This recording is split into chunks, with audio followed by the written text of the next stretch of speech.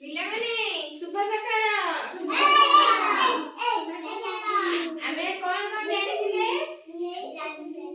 12 ମାସ ଜାଣିଥିଲେ, ସପ୍ତାହ ଜାଣିଥିଲେ। ଆଜି କଣ ଜାଣିବା? ଋତୁ ବିଷୟରେ ଜାଣିବା। ହେଲା, ଆମର କେତେଟା ଋତୁ ଅଛି ଜାଣିଛ? କେତେଟା କହିଲ? 6 ଋତୁ ଅଛି। ତାପରେ ଆମେ କେତେଟା ଋତୁ ଅନୁଭବ କରି ଆମେ ଜାଣିଛେ? ଆମେ କେତେଟା? ଆମକୁ ଥରେ ଶୀତ ଲାଗେ, ଥରେ ଗରମ ଲାଗେ, ଆଉ ଥରେ ବର୍ଷା ହୁଏ। ଆମେ ଏଇ 3ଟା ଋତୁ ଜାଣିଛେ ନା ନାଇଁ?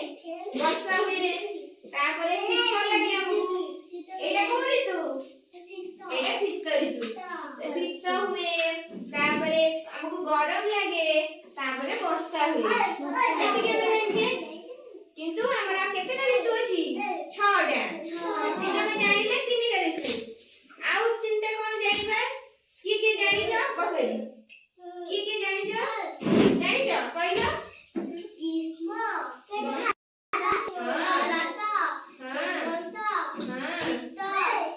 ବସନ୍ତ। Very good.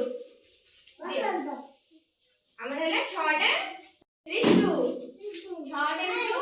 ଆଉ ସମସ୍ତେ କିଏ ଜାଣିନ? ମୁଁ କହିବି, ଆମେ ସବୁ କହିବ। ହଁ କହିବ? ହଉ କୁହ।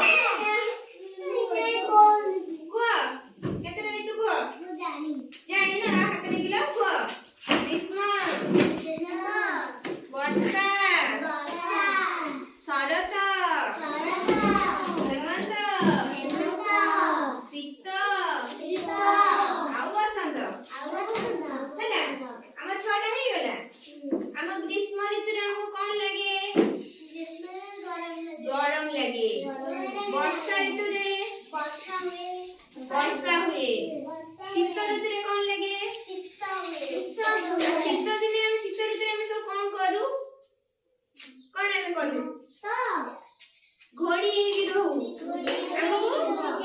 ଆମକୁ ଥଣ୍ଡା ଲାଗେ, ଆମେ ଜ୍ୟାକେଟ ପିନ୍ଧୁ, ସ୍ୱେଟର ପିନ୍ଧୁ, ଘୋଡି ହେଇକି ରହୁ। କିନ୍ତୁ ଗ୍ରୀଷ୍ମ ଋତୁରେ କଣ କରୁ? ଧଳା ରଙ୍ଗର ଡ୍ରେସ ପିନ୍ଧୁ। ପିନ୍ଧୁ ନା? ଧଳା ରଙ୍ଗର ଡ୍ରେସ ପିନ୍ଧୁ ନା? ଆଉ ହାତ ଗୋଟା ବି ଡ୍ରେସ ପିନ୍ଧୁ। ହଁ, ତାପରେ ଛତା ବ୍ୟବହାର କରୁ। ମନେ ନାହିଁ? ପାଣି ପିଉ, ଶୋଷ ଲାଗେ, ଚଷମା ବ୍ୟବହାର କରୁ। ମନେ ନାହିଁ? ହଁ, ତାପରେ ବର୍ଷା ଋତୁରେ ସେମିତି କଣ କରୁ? ଛତା ବ୍ୟବହାର କରୁ ନା?